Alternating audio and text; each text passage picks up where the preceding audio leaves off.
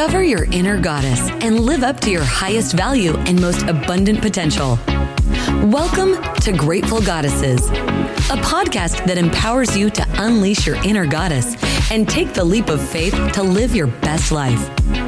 Your guide, Karen Pulver, joins her fellow goddesses in soulful conversations about gratitude, personal growth, authentic living, and a bevy of topics affecting women today.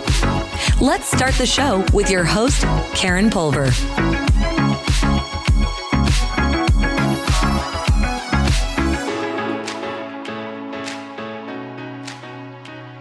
Welcome everyone to Grateful Goddesses, and today we are going to be talking about fear and overcoming your fear with our guest Valerie Clark. But I'd first like to start asking our featured goddesses, Camille, what are you afraid of? I'm going to sound ridiculous, but clowns. That's right. Okay, how long has that fear happened? Like since you were a baby or what? Yeah, like I didn't see the movie It because everyone was like, oh, it's probably from watching the movie It, so watch It and you'll be over it. No, that just made it worse. Well, not the Stephen King original one, but the second one was the most scariest horror film I've ever seen. But yeah, I don't know where it came from. Like, I don't know if I overheard about the serial killer that was a clown and that killed kids or something, maybe at a young age, and that made me scared of clowns. Are you still afraid of clowns today? Yes, very much so. Mm-hmm. So have you tried to conquer that fear? I have, like, because my daughter was doing Gymboree, or Yeah. we were looking at doing Gymboree, but they had like a huge clown on the floor of their mats. And I was like, there's just no way I'm doing this on a weekly basis. So I was already there on a play date to like, let's test out this new play. Our toddler, they could tell I was like I was just starting to sweat and just felt so uncomfortable and just was really hoping that they wouldn't have like a real clown come through any minute. And I've been at birthday parties where they pre-warned me they were going to have a clown, but they asked them not to wear the white makeup, and that didn't scare me. So it's something about the white makeup part of it all where they look like corpses maybe to me. I don't know. It doesn't make any sense, but it's consistent because in college, I went to an all-girls college and we had communion, and for whatever reason, they hired a praise group that was clowns, and I had to get bread and wine from a clown, and that was the most terrifying thing because you're inside of church and you're trying to be I'm scared of them consistently. I don't want to be around them. I'm not a fan. Okay. Sorry, clowns. Okay, Alyssa, how about you?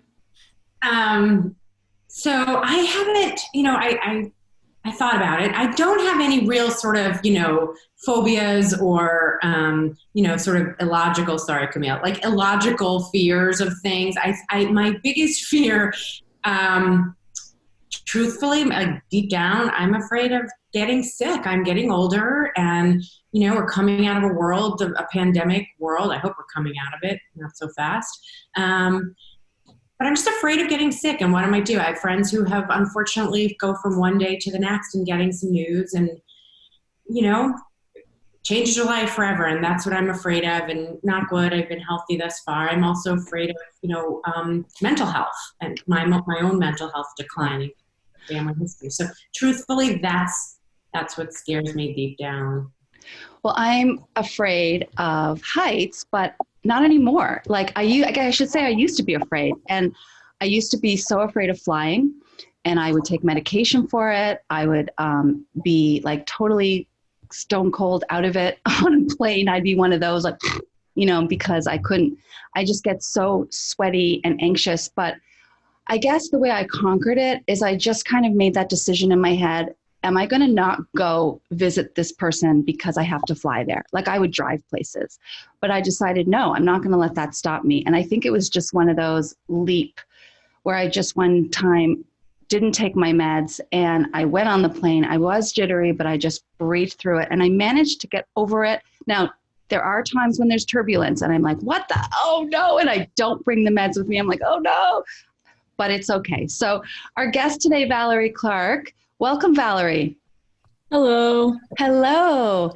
So Valerie Clark is a 17-year-old team manager and spec trophy truck driver for Unlimited Motorsports. She prides herself in her newfound ability to conquer her fears, which she did not come by easily. Through many years of battling performance anxiety in various sports, she uses her faith to bring her to and through many battles. Now, she is doing big things in the motorsports industry and breaking the mold and aspiring to inspire young and old everywhere. Welcome, Valerie, to Grateful Goddesses. So, Valerie, tell us, what are you afraid of? I would say I'm going to get a little morbid here.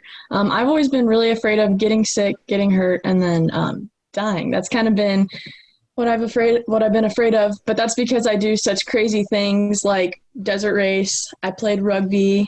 I did women's wrestling, and then I rode horses when I was a kid. So that was always kind of at the top of my list.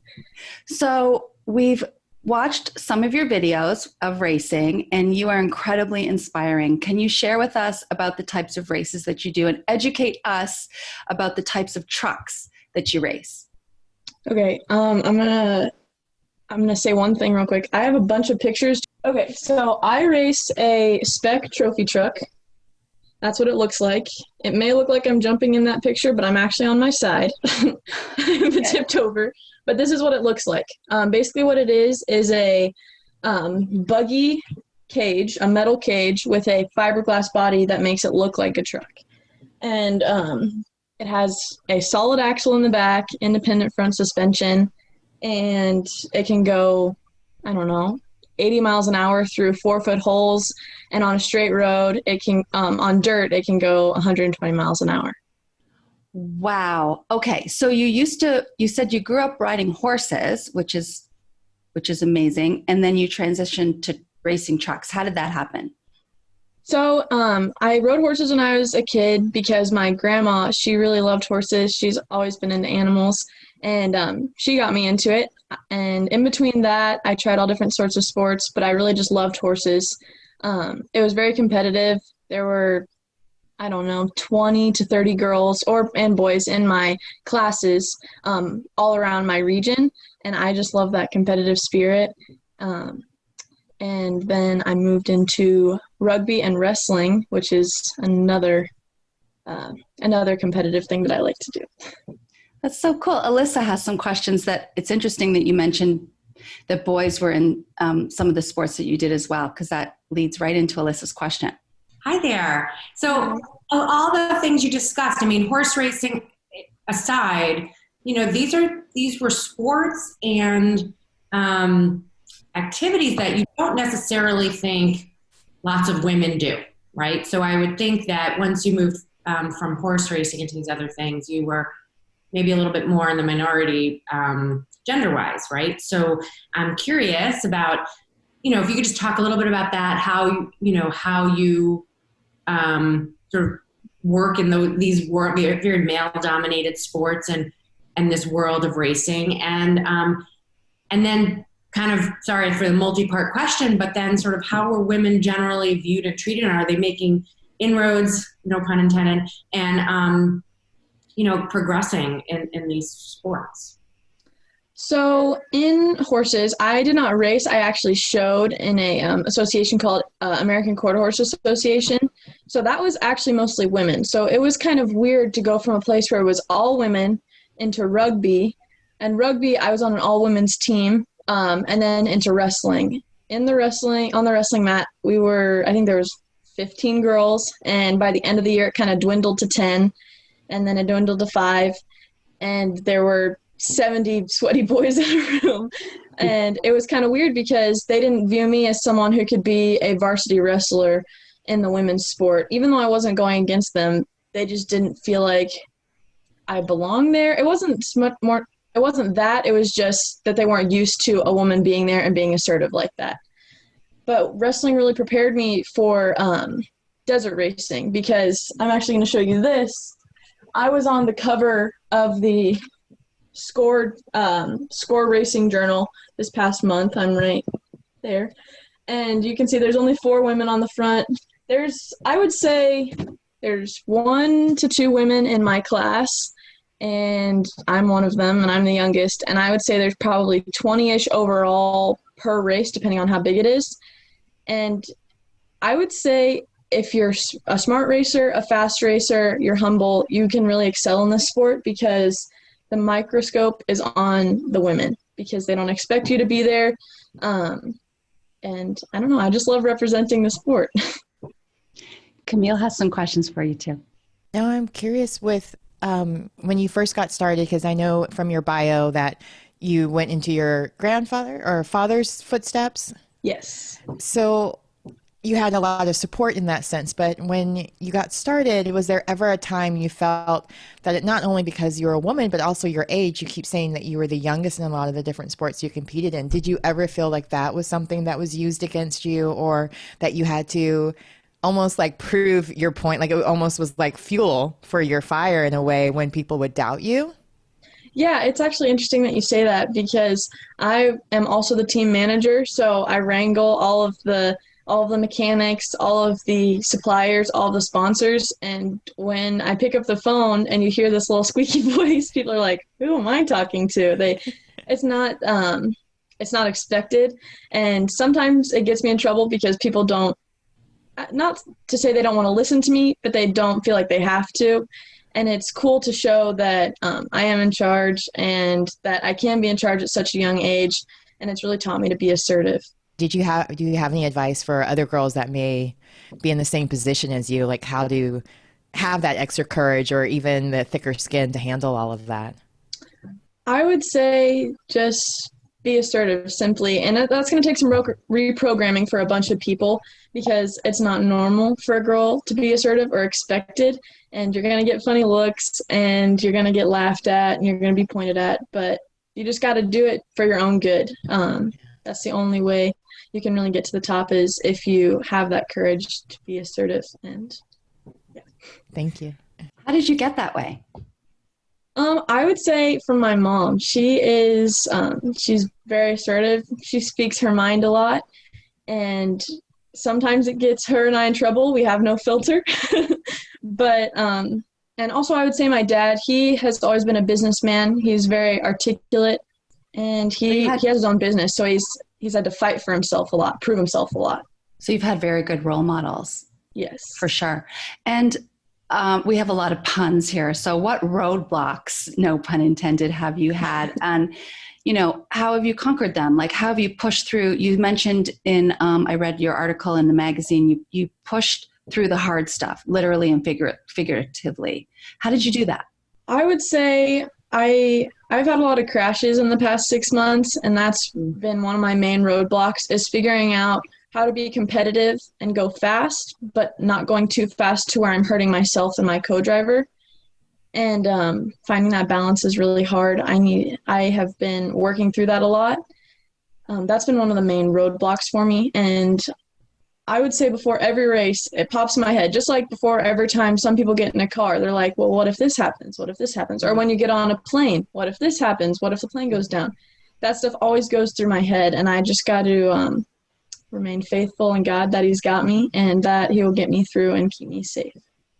Well, we noticed behind you when you first came on that you have a lot of daily affirmations, and maybe you can move to the side so the people watching can see on your little sticky pads on your mirror. Can you tell us about that? Yeah. Can you tell us about that? Because we talk a lot on Grateful Goddesses about your mind like taking over and learning how to listen to that inner voice. And whether you're, believe in God or whatever it is that you believe in, at least if you believe in yourself, and each day you check that off your list. So how does that help you? So I would say the stuff that I have up here, 6 months ago, I came down with anxiety, like really, really bad. It's always been an underlying thing for me, but it spiked for some reason. And it wasn't because of the pandemic. I think it was just because I was more alone with my thoughts. My dad was at work because he owns his own business. My mom was doing mom stuff, and I was just at home. So I really relied on my Bible, and some of the stuff that stood out to me, I would write down. So personally, I believe that the enemy as in Satan in the Bible, is afraid of you becoming everything God wants you to be. And however you take that, whether that's an atheist approach or a Christian approach or whatever, there's always someone blocking you that doesn't want you to be who you want to be, or who God sees you to be, or who you see you to be, or whatever. And that's one of the main Post-it notes I have up there that I really love. And then I have just some silly ones. This one says, my favorite exercise is jumping to conclusions, because, I'm a teenager and that happens all the time. This one says, keep your heels, head, and standards high. My mom got this one for me. And then it has a Bible verse on it, 1 Corinthians 6:20. And I really like this one because my mom got it for me. And this one I got from my dad. It is the definition of an entrepreneur, and that's what he is, and that's what he wants me to be. He wants me to be self-sufficient and build my own life and do what I want to do with the money that I make. So, yeah. Wow. Alyssa. So, yeah, speaking of that, what are your goals? I mean, do you want to stay in the sport? You've done so many things already, and where do you see yourself, 5 years, 10 years? So that has kind of been another struggle for me. I want to stay in the sport for as long as possible. I want to be, a Monster Energy sponsored racer, Red Bull sponsored racer, whoever comes along, and continue the sport until I retire. And I think that would be really cool, but there's a flip side where it's really hard on my body, and I may want to be open my own dealership just like my dad and then pick it up later on in life. So there's two sides of it, and I'm in a really important stage in my life. Like, I don't know if I want to go to college right away, take a gap year, if I want to go to a trade school, learn welding maybe. There's a lot of unknowns right now. So yeah, you don't have to have it all figured out today. Yep. It sounds like you got some great plans. I wanted to go back to something you said earlier about it sounds like your parents have been incredible role models and so supportive of your journey, thus far. But as a parent, I have to ask, do they watch you race? Because I don't know that I would be able to watch my kid do that. How did that? You said you were afraid of crashing. I mean, they gotta be like 10 times more afraid as your parent. Yeah, so I would say I feel like almost every time I crash, my mom is not at the race, and I call her like immediately, just kind of get that first initial emotions out. It's usually a cry or I'm upset at myself or whatever. But my mom and dad, one of them's usually there at a time, and it is scary for them, especially for my dad, because he has raced. Him and I split driving. We usually cut a race right down the middle, and he does one half, I do the other. And it's very scary because he wants the truck to get to him safe, but he also wants me to get to him safe. Camille? But your mom can't miss a race, because if she's there, then nothing bad happens. Well, this race, she came and her and I split instead of my dad and I split, and she crashed this time. Okay, forget that. A lot of times athletes, especially when you play such demanding physical jobs, you end up getting injured. And after that injury, you may be like, I'm never doing this again. And so I wonder for you, how do you get past those injuries and also the anxiety you said, of the fear? Other than God, I know there has to be like maybe a ritual or something you do to kind of prepare yourself. Is there any of that? So I would say the main thing that I would prepare myself for, I actually brought them. I have my AirPods. I listen to music, and it's in a little Doritos thing.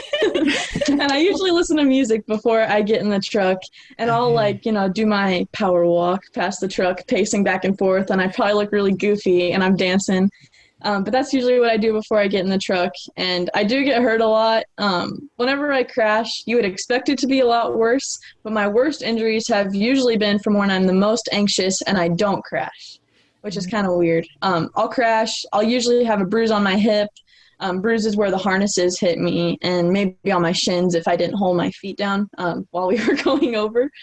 But my worst injury was probably when I was in the passenger seat co-driving my dad, and I was holding onto my belts because the belts come down like a car seat over my shoulders, over my hips, and in between my legs, basically like a car seat. And I was holding onto them like this, so tight that I actually separated my ribs from my sternum because I was holding on so tight because I was so scared. And it was one of the worst pains I've ever had, because every bump I could feel them separating. So that just shows how connected your mind and your body are, and how if you're not right in your mind, you can really, really hurt yourself. Oh, wow. Thanks for sharing that. And you got back up the next day, or, got back on the horse, so to speak, like right away? Yeah. So Wow. I would say after that injury, I didn't get right back on the horse. I was actually going to quit racing right after that. I was done. I did not want to do it anymore. I was in a relationship with some guy, and he wasn't being mean or anything, but it was one of those things where I was like, I don't want to get hurt because I don't want to hurt him. So I was going to quit. I was done, and then I got hurt, and that was kind of the final straw. And then that was May-ish of last year. Then we got the truck for the first time in August of last year, and I hopped in the truck. I did not want to. My dad's like, just get in, please, just drive, please, please, please. And I did it. And, well, here we are. I'm on the cover of magazines and on this, and it's been crazy ever since. And you've been on the Human Baton. Can you talk to us about that? Yeah, so that was actually a really cool opportunity. I got the chance to be on a proof of concept for a show called The Human Baton. And it's basically, I think it's 6 legs and 1 race. So there's 6 different sports. There's 1 co-driver that goes in between these 6 sports while they're with an expert like me, where I'm driving the car, they're next to me, navigating me. If I have a flat, they'll get out, change the tire, and I take them from one leg to the next leg. And because of COVID, I just took them from the beginning of the race to the start of the race, and then they'll start the next part of the race in another state. But it was actually a really cool opportunity, and I brought my to second place. It was a really cool opportunity, and I brought my team from last place to second place, and I was on team IBR US. And your team is all women? Yes. So there's different teams that have different, so can you tell us about the different teams? Yeah, so in the proof of concept, there's only 3 teams, but how they want to do it whenever the show comes out and is live, they want to have 15, 20, 30 teams where each team has their own sponsor and each team has their own theme. So at this race, there were 3 teams. I don't remember what the first team's theme was, but my team was all women. So our sponsor would have been women, or a woman. I was a woman. The co-driver was a woman, the baton. And then the third team, they were all veterans. So every single one of them was a veteran that served at some point in their life. It's a very cool concept. We can't wait to see when it comes out. And that's so exciting for you. That's awesome. You also mentioned when you were younger that you were a tomboy. Yes. What was that like growing up? So ever since I was little, I never really played with dolls. I didn't really do anything girly other than like watch iCarly and stuff like that. I was always into something. I played in the dirt. I rode motorcycles. I never raced, but I just rode with my dad every now and again. We always had some sort of thing that I could drive, whether it was battery-powered cars from Walmart, or we had like buggies, get really cheap, made buggies that could go like 10 miles an hour. And then we had UTVs and razors all the way up now until trophy trucks. That's amazing. Do you have any other questions, Alyssa and Camille? Races are really expensive from what I've learned. How do you go about getting sponsors for your trucks and so on? Since you're the one that handles everything, do you ever get like people are like, oh, you're too young, I don't want to spend that money on you, or because it's expensive. Like I've heard up to $100,000 for NASCAR. I don't know what it is for trucks and so on, but how do you go about handling that or doing the business side of racing? So right now I'm in the thick of trying to get other sponsors. Currently, my dad is my sponsor. He owns Unlimited RV, and we had a really good year because nobody wanted to stay in hotels, and everyone was outside, and it was crazy. And he was like, I don't think there's ever going to be a time where we're going to be able to buy a trophy truck. So let's just go ahead and do it. And we did. And now that I kind of have more of a resume, I'm meeting with not executives, but graphic designers and, networking people. And I'm making a deck. And that's what you usually have is a deck. And I should have brought one with me. But basically, it just tells people who I am in a nutshell. Like, I'm 17 years old. I've raced these races. This is my highest finishes. This is my analytics on social media because that's kind of their main money-making source. And then if you want to sponsor me, here's some sample sponsorships. This sticker is this much. If you want to be a title sponsor and pay for everything, that's this much. it is very expensive. We were talking about yesterday with my dad that if someone wanted to sponsor one race day, it would be like 25 to 30 grand. That's how much it costs to travel down to Mexico and get the whole team down there, because we usually have a team of like 10 to 20, paying for their hotel for a week, paying for their food for a week, paying for the entry fee, getting the truck ready, paying everyone for their time, paying for gas, everything. And it's a very expensive sport. But because I am a woman and because I'm very young, again, the microscope is on me, and they like that. They like that people are looking me up all the time. They like that I'm a girl and no one else is a girl in my class other than one older lady. And the microscope is also on her. It's actually really cool. And then you get the competitive spirit of the young men versus me. I have a friend, and him and I are always texting back and forth. And it's really cool to see how people are so interested in younger people and younger women. So. It is really cool to have that flip of, in the sense of, instead of it being held against you, it's a positive. So it's being like, that's great to hear. And I'm glad you're having such great success with that. Yeah, it's pretty cool. Valerie, do all the races take place in Mexico and Baja? So there are many different associations. There's SCORE is what it stands for, and that was the magazine cover that I showed you. SCORE stands for Southern California Off-Road Enthusiasts. And there's SNOR, which is Southern Nevada Off-Road Enthusiasts. There's Legacy Racing Association, and they all are in different places. SNOR is, of course, in Nevada. SCORE is, of course, in Baja. There's Best in the Desert, which is all over the West, Arizona, California, Nevada. It just really depends, and each association has different levels to it and different types of competition that it attracts. But I mainly race SCORE, and then we pick and choose from a couple other associations. So we talk about on Grateful Goddesses tapping into those qualities that are inside of us. And it seems that you are the ultimate racing goddess. So we just want to know, how did you gain the momentum and confidence to do that? You seem extremely confident at such a young age. You are our youngest goddess, by the way. That's awesome. We love this because it's demonstrating to women out there, if you're listening and you're young, under 20, I mean, you have this now. And sometimes we encounter women that don't get it till their 50s or 60s. So how did you get this, tap into that so young? I would say I got very lucky with the role models that I have in my life. So I have more of an advantage, and I wish more people had great people in their life.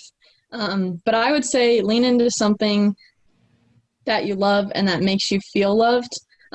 That's why I bring up the Bible so much. That's how I personally feel loved. I feel validated and valued through that. And some people find that in community, like with you guys. Some people find that, I don't know, in sports. And I think everyone just has to find that, what they feel good at and what makes them feel valued. And I found that in racing and in my religion. You know, female health, like, you know, your monthly period, for example. I know this, I'm just curious, like when you're racing, like if you're cramping and stuff, like how do you do that? So I know Camille's got this look on her face, but I'm just curious because. No, I mean, I'm just like, I have fibroids. So that's like, I'm like, yeah, no. Point. No, I mean, like it. as a man, like men don't, sometimes that might be something stopping women. Like, oh my gosh, I'm cramping or what if I can't have babies after? And, you know, for men, they don't think about that. So I'm just curious about that, if that impacts your racing. I've been racing for like consistently for almost a year. I have never had my period during a race. And I have my period. I'm not on like birth control or anything like that. But if you do, I know my mom has been on her period. You wear a diaper. That's what you do. So if you have to go to the restroom while you're racing, you pee in a diaper. And there have been times when I've been wearing one and I've crashed and I actually had to spend the night in the desert. I had no change of clothes. You just take it off and that's what you do. Wow. And if you're on your period, then You use paper towels? I don't know. I have nothing wrong. There's nothing wrong about wearing a diaper. Listen, Camille, no, when I was driving to Canada 10 hours, I wore a diaper because I was so nervous about sneezing and peeing in my pants. Yes. Yeah, I mean, that's just kind of what you got to do. Yeah. Valerie, how long is a typical race? I mean, obviously, each one, you want to be in first place, but just let's say you're sort of the average racer in an average race. How long does it take? So I would say the main quantities for miles in a race is 250, 500, 750, 1,000, and 250 in my truck is, or in my family's truck is 5 to 6 hours. 500 is like 10 to 12 hours, and the 1,000 will take a whole day. Some people Ironman it and do like start to finish. They don't get out of the truck. There have been boys and girls that have done that. And there's actually one girl, her name's Sarah Price. If you guys could interview her, she is actually really, really cool. But she Ironwomaned it and did the whole thing without getting out. And her co-driver was also a woman. She's like, her co-driver is like 4'11", 5'2", and she's carrying around. I actually have a picture of the tires and how big they are. Oh, where'd that picture go? Wait, did she say the races are a full day? Wow. Yeah, they can be. Like the Baja 1000. Where do you eat? How do you eat? Just you drink stuff or you just don't? So you have a Camelback, and we have a Camelback. Some people have like big drinker tanks underneath their seats, and they use a windshield washer fluid pump, and it pumps the water into their helmet. It really just depends. A lot of people have different things. Some people just have water bottles, and they tip their helmet down and they pour it in their water bottle. Or in their mouth from the water bottle. It just depends on the person. And eating, I like to eat before, like just a little bit, and then you get snacks throughout. Some people use 5-hour energy to keep them going. Some people use energy drinks. Some people don't do anything. I know people that don't eat at all during a race, whether it's 6 hours or a day.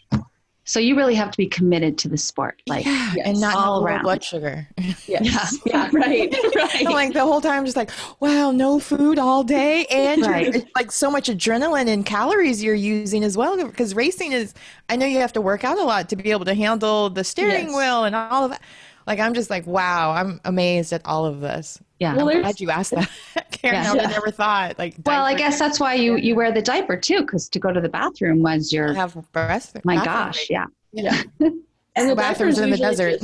Yeah, right. The diaper thing is usually like one and done, and you get one chance, and if you hold it and then do it at the end or do it right at the beginning, you're one and done. Oh my gosh. Okay, so it depends if you're listening. You're a good sponsor. This race.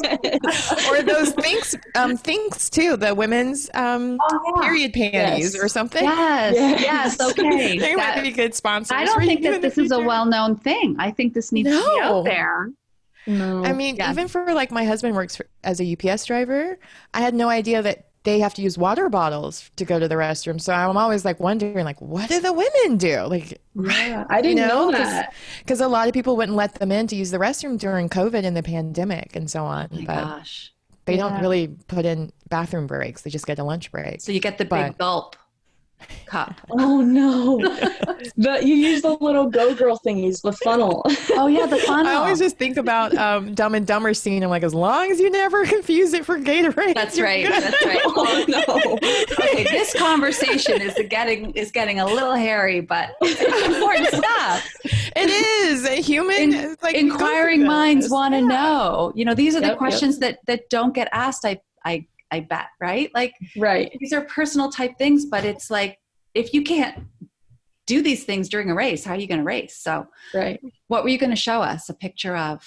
Oh, whenever I was talking about that girl that's like 4'11", 5'2", somewhere in there, she's really, really short.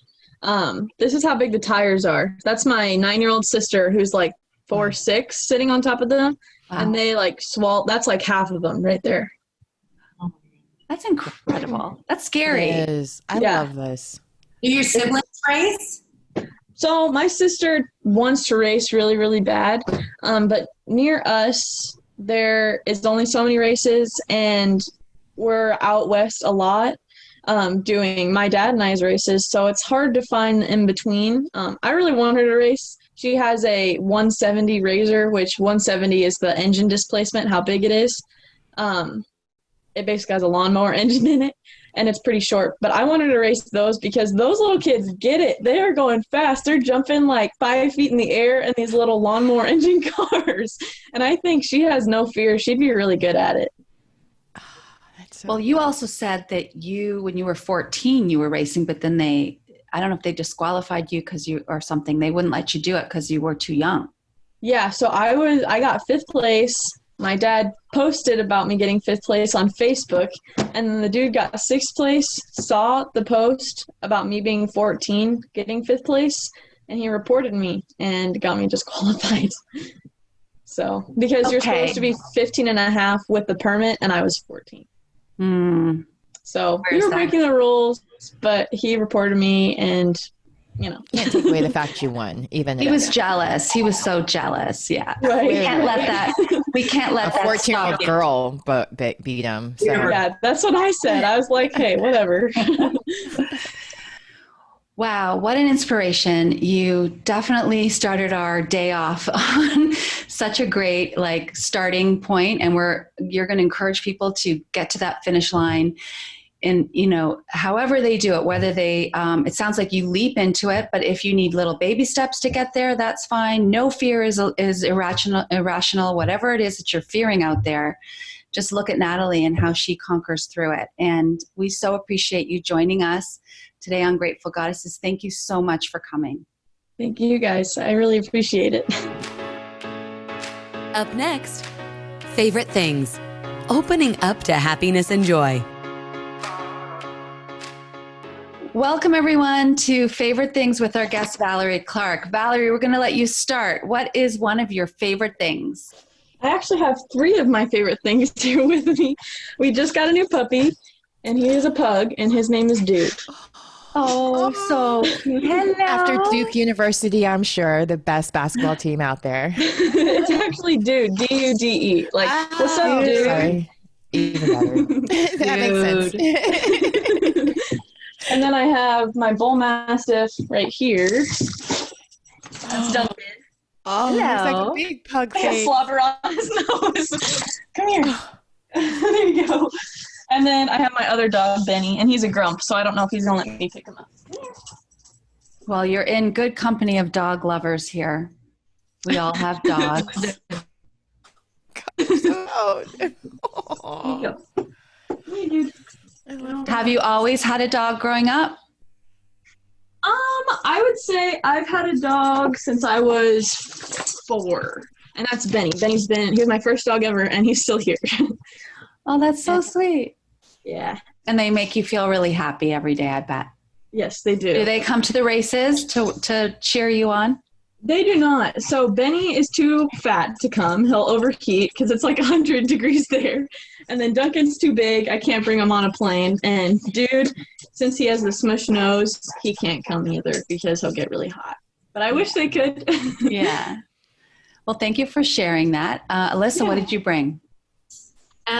Okay, so I brought a couple of products. I've been recently decided to overhaul all of my skincare lotions, all that, and go to very basic, kind of clean, very few ingredients. I think because now I buy stuff for my son's dog, and I'm always looking at every ingredient and making sure. I figured I'm going to give him the best stuff. We should have good stuff too. So lately, I've been using stuff from a pharmacy that has a million different products, but they're all very clean. I mean, I guess they're very natural is what I'm trying to say. So one is this amazing, very there's 3 ingredients in this whole thing. It's a hand cream called raw shea butter.